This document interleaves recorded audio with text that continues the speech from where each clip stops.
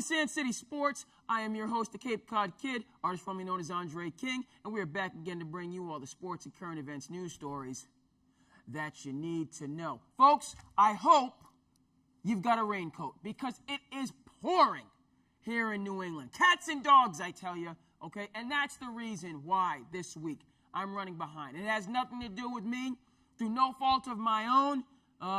Once again, a little bit behind schedule, a few minutes more than last week, but per usual, okay, a friend in need is a friend indeed. And the staff here at the Cape Cod Media Center have allowed us to get this production off the ground. Thank you to Jamie Horton, but not just Jamie. Okay, we got hardworking people here at the Media Center. Mr. Darby Lyons is doing work on his upcoming film for the Galaxy. He's here working hard. Dave DeWeese is here working hard. And so for you guys and for my own personal sanity, we're able to get this week's episode off the ground. Again, it's not my fault, okay, that the show is running a few minutes, half an hours late. It's this rain, okay, that's coming down, pouring, that you might be able to hear in the background. But then we got that out of the way. Folks, I can feel the tension. I can see the energy, okay, here in New England particularly, and then across this very nation, based off of what happened last night in Foxborough. So we need to get right into it. Okay, you know and I know the Patriots suffered their second straight loss, okay, to an up-and-coming contending team. Last night it was the Kansas City Chiefs. And look, heavyweights the crown upon the head of the king. I've said it again and again and again. One side of the aisle, I'm leaning a little bit closer to this side, okay, is ushering in a new era of NFL football. More than happy to wave goodbye to New England Patriots as the dominant force in the National Football League. The other side of the aisle, okay, it takes two to tango, folks. And on this very topic, okay, we definitely have two people moving and grooving. Because the referees certainly played a pivotal role in last night's ball game, okay? And so there's some gray area that we have in terms of looking at what happened and what it means going forward. So we'll get that final score. I believe it was, Patriots lost by a touchdown. It was 23-16. Okay, it's starting to come back to me slowly but surely. And again, the Patriots did lose. You know, it is two straight. You know, they lost to my man Patty Mahomes yesterday. Week before that, they lost to your boy Deshaun Watson. Couple weeks before that, they lost to your boy Lamar Jackson. All right? And so that's why, for me personally, do I think the empire is crumbling? Is this the end of an age? No, I don't. Nonetheless, those chinks in the armor that we have referenced before, they might be full-blown cracks. That might be the case. Okay, because, you know, you fool me once, that's shame on you. You fool me twice, that's shame on me. My eyes aren't lying to me, folks. Okay? They're struggling with winning teams, playoff teams, up-and-coming teams, and that's something that is going to come to a head during the second season. But in terms of the ball game, listen, like I said, for me, I think this might be the year I think the guard, this might be the change into the guard is what I'm trying to say. That might be what's happening this year because with, these up-and-coming players, quarterbacks, playmakers, dynamos. That's where I'm leaning. Okay, but at the same time, I'm not saying I don't feel that, you know, that it's all going to collapse at once on the pay. I just think they might not win a Super Bowl. All right, am I allowed to say that? Can I say the Patriots not going to win a Super Bowl? All right, living here in New England, that's what I have to say. All right, with all due respect, you know, they're still a great team. They're going to be a contender next year, but I just don't think this is their year. I felt the same way last year, and we know how that went. All right, So that's how this is breaking down, folks. Okay? You know, if you're going to take the pragmatic, eye test, possibly quote-unquote reasonable view, all right, you might feel that the Patriots are not the favorites going into the postseason. I think that's fair and reasonable to say. But they weren't the favorites last year going into the postseason, okay? And nonetheless, they came home with the Lombardi Trophy. So that's how it breaks down. Period, end of story. Okay? And so now let's get into some stat jazz. Patriots, we'll start with number one thing. We got to start, before we get to we're going to start with number one thing. The referees. Did the referees cost the Patriots the game? I have to say no. And here's why. All right, if its and buts were candy and nuts, we would all have a Merry Christmas. That's A. All right? You can't, I don't like beginning with blaming others. Let me make sure I'm watching. Okay, good. For your own predicament. I don't like that. Okay? Unless the evidence and it's overwhelming. So, did the refs put the Patriots in a bad spot? Yes, they did. Absolutely 100%. But in terms of costing them the game, i.e. the New Orleans Saints, as I understand it, were bellyaching again yesterday. And we all saw how they were hosed on that one call in the NFC Championship game last year. Nonetheless, in that game, and in this game last night, the team that was hurt, offended, the team that was was disadvantaged by the officials still had the chance to right the ship. That's why I don't feel like the referees cost the game. Okay? 2 bad calls. All right? The fumble, Travis Kelce, that was a bad call. All right? I referee. All right? And just a little, you don't referee, you do referee, it is what it is. But as referees, we say, better an error of omission than an error of commission. What we saw last night were 2 errors of commission. The referees interjected themselves, put themselves directly on center stage, all right, and made calls that swung the balance. We as officials, our credo, one of our principles, if you don't know, you don't blow. So first of all, on this fumble, all right, again, these are all bang-bang plays. These are the best athletes in the world. The speed and the quickness and how these things are breaking down is at an elite of the elite level. But guess what? That's why you are an NFL official. You should be one of the best of the best. And on that play, referee clearly stepped in early, blew it dead.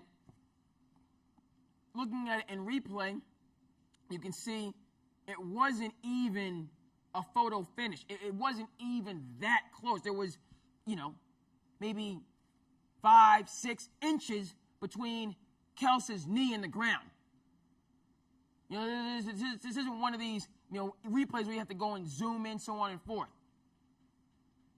And had that referee had a good angle and a patient whistle and allowed that play to start, develop, and finish, would have had a much better chance of getting it right. But he didn't. Okay? Belichick out of his mind, and rightfully so. Challenged, won the challenge. All right? And real quick, before we move to the second bad, egregious, atrocious, awful, borderline unforgivable call, this talk about taking it to the house after that fumble, pump the brakes on that. I think it's a fumble. I mean, it looked really close, though. Let's see. Oh, that ball's out. Gilmore picked it up. I think that's a fumble, Jeff. Pump the brakes on that hard. Speaking of which, I got to go over to the good people at Hyannis Brake and Auto tomorrow because your boy's brakes, particularly in my back right tire, hurting. Need to go get that car fixed up, you know what I mean, get the brakes taken care of, so on and forth. Speaking of which, also shout out to my man, Tom Knapp, Motors. They hooked me up with my tires. Have been doing so for years. Do a great job. Okay? Tom's also a hockey aficionado. Plays hockey. Does a good job. You know, and he's just a great guy. So I got a chance to support my local businesses. I'm going to do that. Okay? My T&J motor.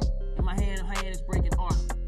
But about those brakes of yours, folks out there in television land, there was no way that fumble was being taken to the house, okay?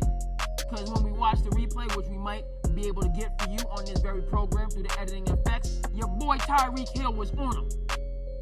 0 to 100 real quick. Okay, so go back and watch that replay. Hopefully we're able to get it for you on the screen. He wasn't taking that back. Tyreek Hill was on him. Fast. Quick, fast, and in a very quick. Let me get that right. Quick, fast, and in a hurry, what I'm trying to say. All right? So just point of fact on that. Now, the second call that swung the game, first of all, shout out to your boy N'Keal Harry. All right? Glad to see him out there playing up to his potential. That's why he was a first-round pick. Just talking and yakking about Brady don't have no weapons. I got no time for that. All right, and what N'Keal Harry showed you last night is a big reason why. Okay, so he made a heck of a play on that catch, you know, and the run after, and he scored a touchdown. We all saw it. And for the second time, we've already gone over, you know, why and what, you know, the tools that we're going to do as a business. We say you got to use all the tools in your tool belt. You got to do it. I'm preaching to the choir, you folks out there. This is how you get from one day to the next. Okay, in a better fashion over time. This is what maturity is about. This is what growth is about. You got to use all the tools. Okay, and that official on the side, he used maybe one, you know, of the plethora of tools that he has in the official. And that's why he blew the call. It's just ridiculous. Okay, plenty. You know, Skip Bayless going wild. You know, Tom Brady, Patriots defender. You know, but he made a great play. It's about an inch. You know, and the replay you can clear. This is not. These two calls, I mean, you can understand sometimes when it's so close, you have to go to the video replay and break it down into nanoseconds and zoom to see what actually happened. But neither one of those plays was at that level. It needs to be understood. Okay? Basic eye test from the long shot view. I don't know if that's the right, you know, I'm learning about the production business. I got to ask the questions, you know? But when you saw the replay, I mean, there's a little bit of distance, you know, but you can clearly see. Excuse me, you know, even if he was in the end zone just looking at it, there is space between his white cleat and that white sideline.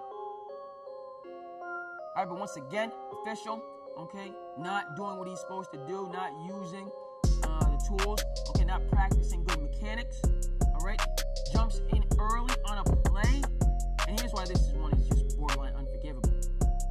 Okay, because within the game of football, all touchdowns are reviewable.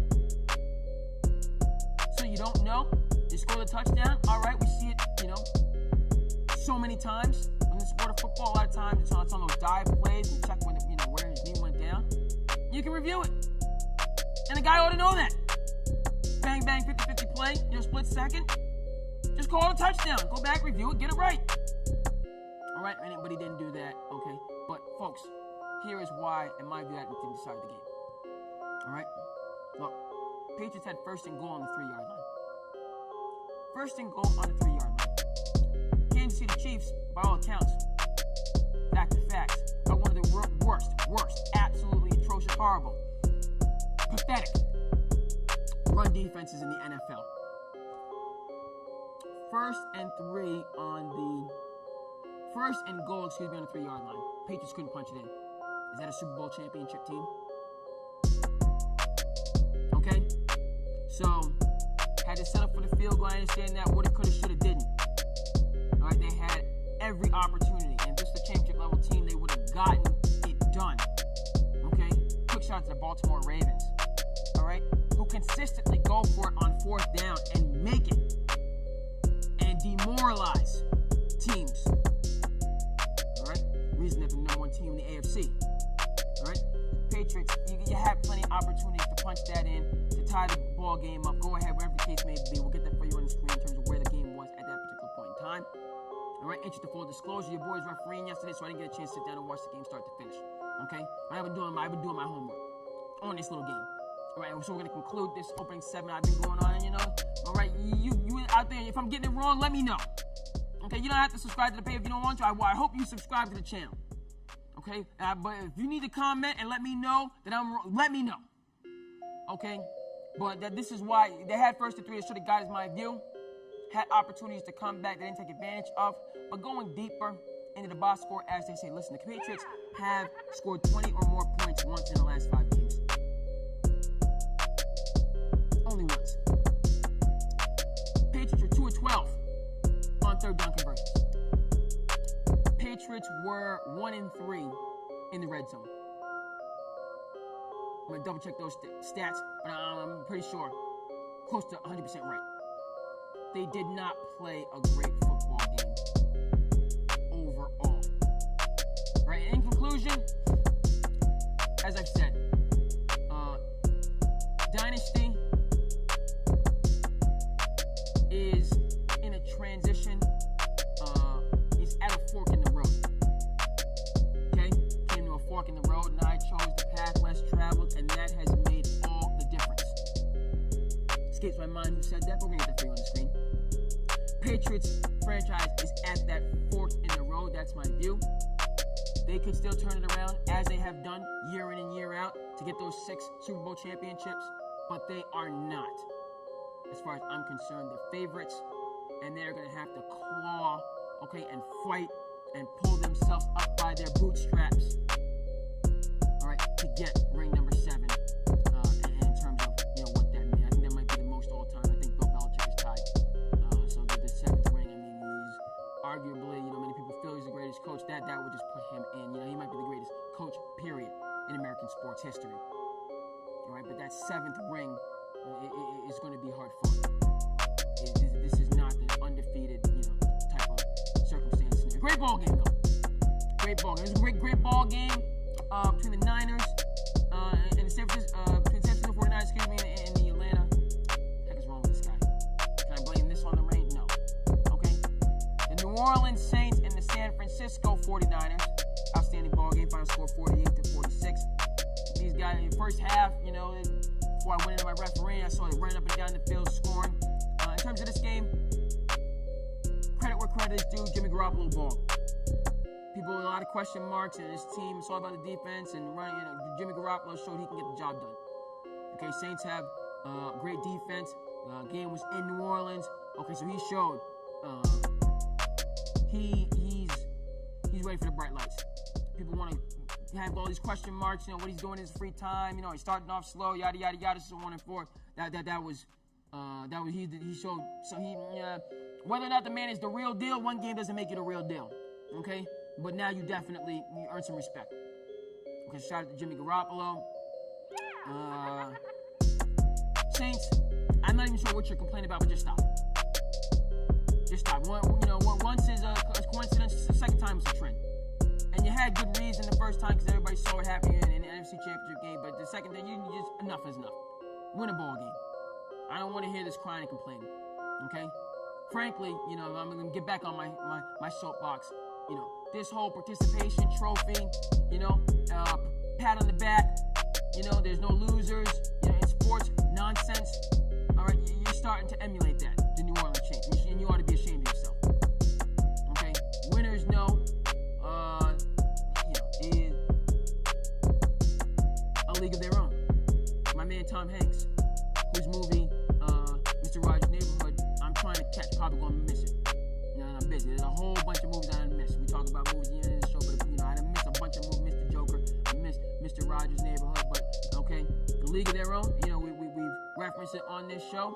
All right, if it wasn't hard, everyone would do it. The hard is what makes it great. Saints are forgetting that. Every time things get hard, they want to point the finger, all right? Out of here, okay? Gone with that foolishness, all right? Sean Payton, you want that second Super Bowl ring, which many people think all these years with Drew Brees, you should have already had, okay?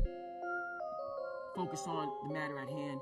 Get down to business, back to basics. Get mean, hungry, come to play every night. That's Moses Malone for you, all right? And his tutelage of Charles Barkley back in the day, all right? And do what you need to do. Ravens, good win. Another good win against a good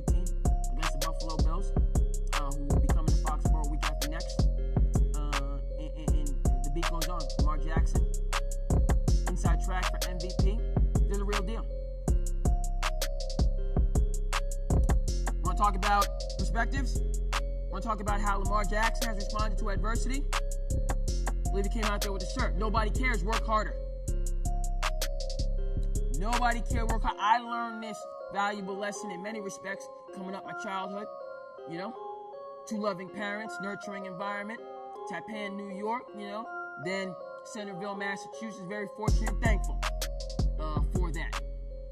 Okay, but I remember specifically watching The Bronx Tale in those years and the lessons. All right, nobody cares. Nobody cares. Sonny, giving that a little bit of word of wisdom to Cologino. All right, I got to fast forward. I'm going fast and furious. My movie references. It is what it is. But you know, these lessons, it's important, and that's the mentality of the Baltimore Ravens. Back to the point, connecting the life stories, you know, through the lens of sports. That's the energy in the organization. Something to prove. That's the winning culture that you need. Not pointing fingers at every, you know, him, her, them, they. No. In this world, you gotta be the one that wants to go out there and get it. All right, I'm gonna be the one going through the rain out there. And I'm going on and on and on and on. But you know, the Ravens, the success, I feel like that is a pillar of the success that they're having this year. Over and against the doubters, the skeptics, the critics, one of which was yours truly going into, check quickly in the studio, this season. Shout out to them. You know, they're keeping it moving. Missing any big game? I am missing a big game that took place. So the Dallas Cowboys played on 2 Thursdays in a row. That's why I haven't gotten to them. Played on Turkey Day, Thanksgiving, and they played on Thursday Night Football in Chi-Town. That also is a big story that needs a little bit of attention. Let me check my time. Yikes. Moving, grooving, we're making it do what it do. Back to Dallas. I loved, well, we already know they took an L. They've been taking L's. Chef Shay Shay.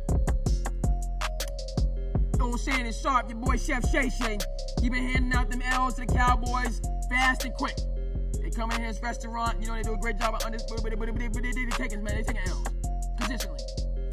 I like Jerry Jones, you know, in his interview the next day, you know, the radio show host tried to get cute with him. Jerry Jones wasn't having it. I like that. I like to see that fight, because usually Jerry, you know, he's the maestro. You know, he's smiling, he's wheeling, he's dealing, you know, and he's doing what he does, you know, in terms of that charismatic figure that is the owner of the richest sports franchise in the world. So, but I'd like to see him show a little fire. Look, Cowboys, their fans, I talked to a good friend of mine, fellow brother official, also educator Alex Barrows, diehard Cowboys fan. We're hoping to have him on the show over the Christmas holiday. Man's very busy and doing the many things that he does. You know, educator, basketball official, football official at the collegiate level. But he's a diehard Cowboys fan. We need him on the show to give us some perspective.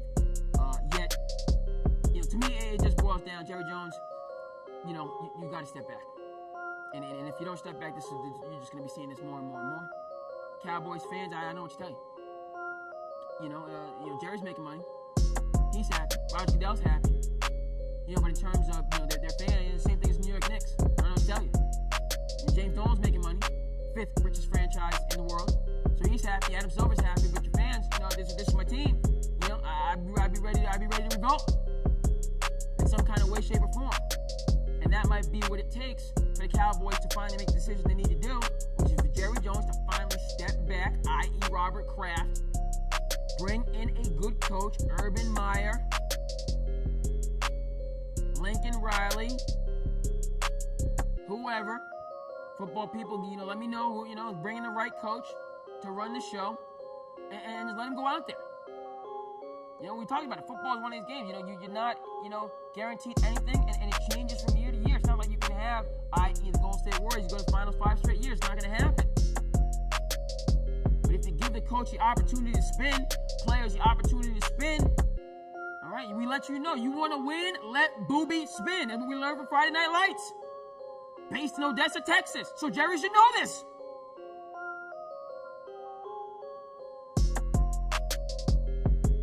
You have to afford that leeway.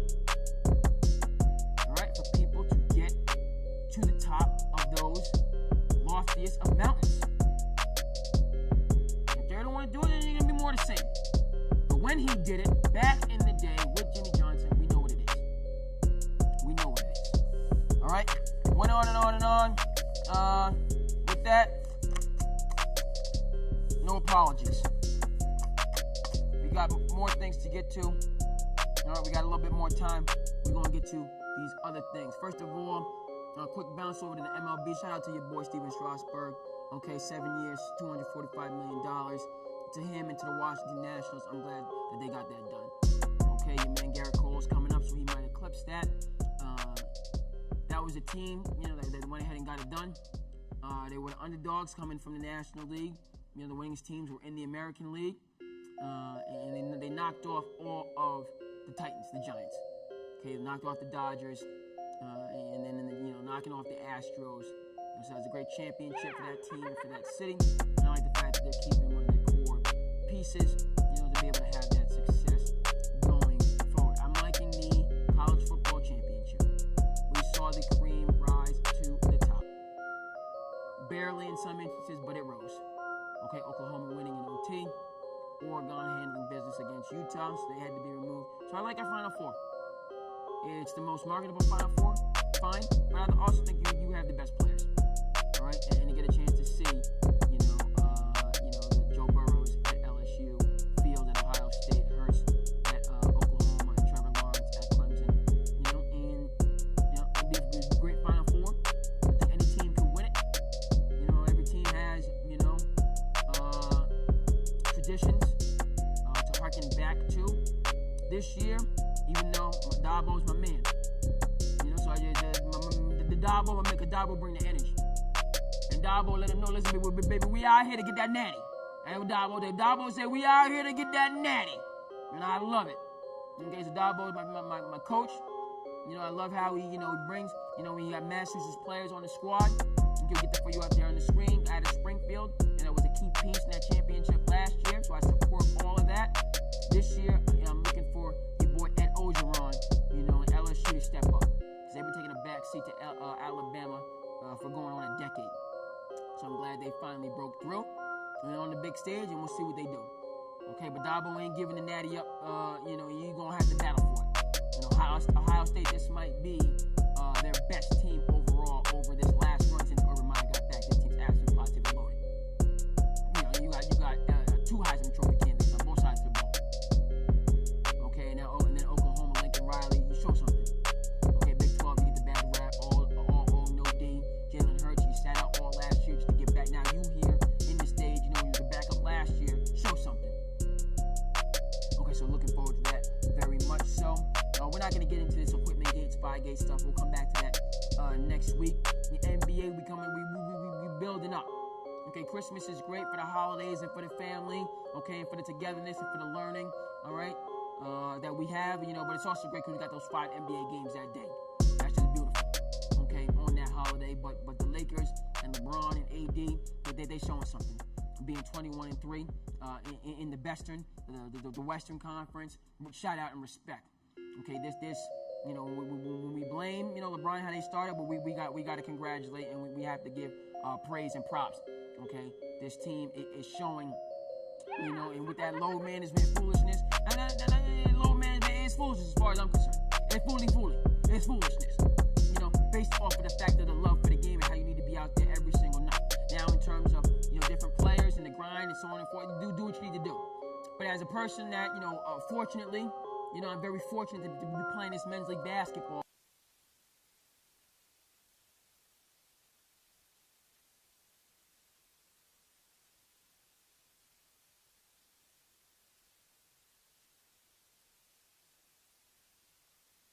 Working on my assist to turnover ratio into my later 30s.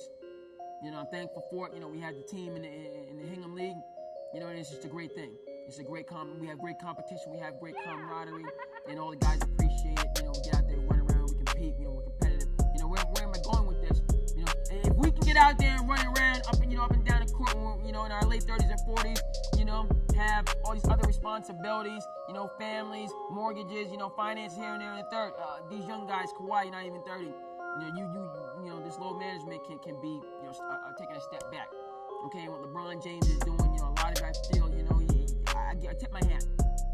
I love what he's doing on the court. I love what he's doing off the court. Brian James is coming up, and LeBron is right there, supportive, encouraging. The mentorship is just great. All right, and you like to see when people, put the time to have the success that the Lakers are doing. Don't sleep on Milwaukee, though, folks. 20-3 in the Eastern Conference. Okay, all right. Even though it's the East, even though it's Milwaukee, hungry.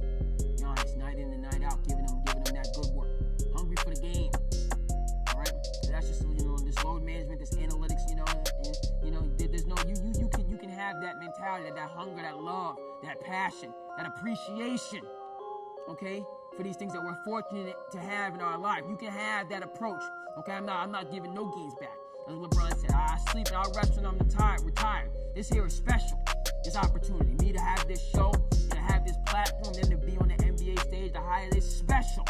Okay, to be able to do these things that we're able to do, these passion projects that we have. We're not giving none of it back.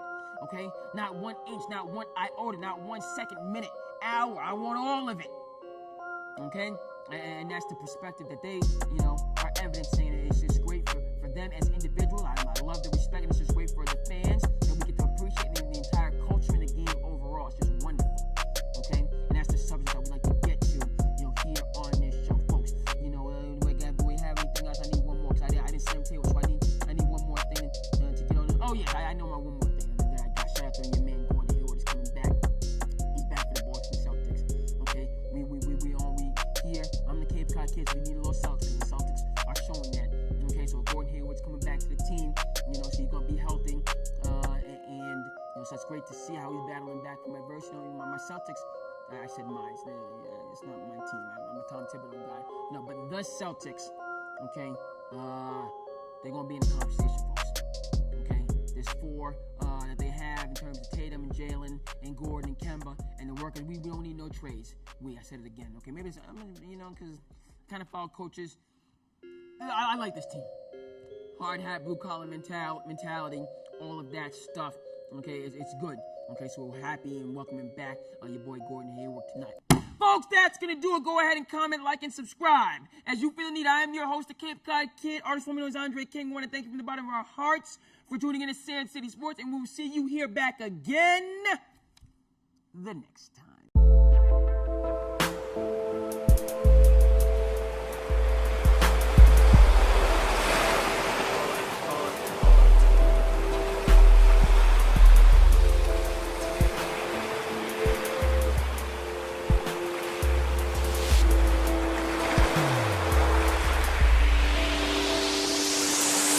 Yes, a piece of souls do sedate ourselves. Just a number's pain we feel.